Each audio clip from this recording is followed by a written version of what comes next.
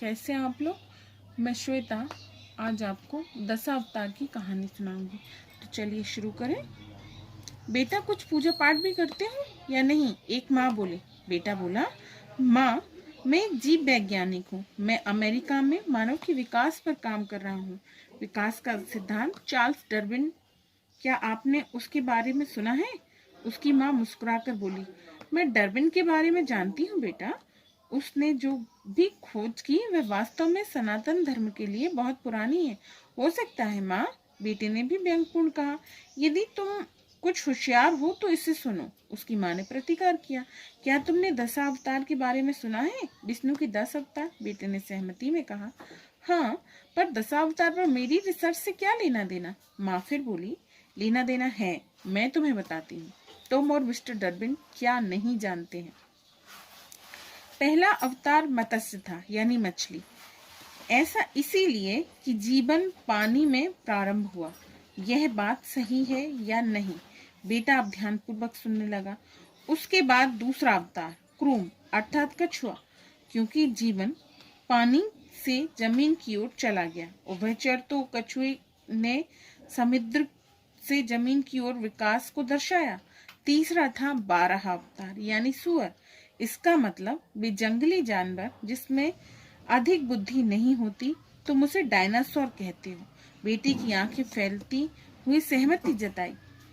चौथा अवतार था नरसिंह, आधा मानव आधा पशु, जिसने दर्शाया जंगली जानवरों से बुद्धिमान जीवों का विकास। पांचवें वामन हुए, बौना, जो वास्तव में लंबा बढ़ गया।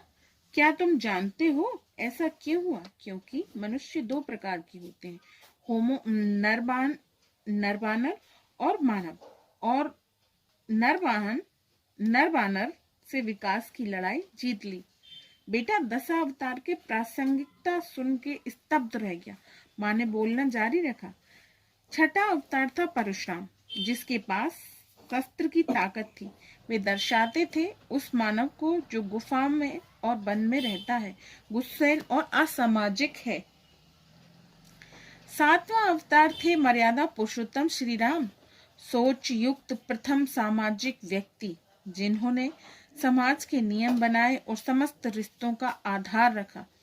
आठवां अवतार थे भगवान श्री कृष्ण, राजनेता, राजनीतिज्ञ, प्रेमी, जिन्होंने समाज के नियमों का आनंद लेते हुए यह सिखाया कि सामाजिक ढांचे में ढलकर कैसे फला फूला जा सकता है। बेटा सुनता रहा, चकित और विस्मित होकर।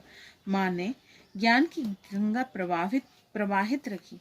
नवा अवतार थे महात्मा बुद्ध, वे व्यक्ति जिन्होंने नरसिंह से उठे मानव के सही स्वभाव को खोजा। उन्होंने मानव द्वारा ज्ञान की अंतिम खोज की पहचान की। और अंत में 10वां अवतार कलिग आएगा। वह मानव जिस पर तुम काम कर रहे हो, वह मानव जो अनुवांशिक रूप से श्रेष्ठ होगा। बेटा अपनी माँ को आश्चर्यचकित देखता रह गया। अंत में वह बोल पड़ा, ये अद्भुत है माँ, हिंदू दर्शन वास्तव में अर्थपूर्ण है। धन्यवाद।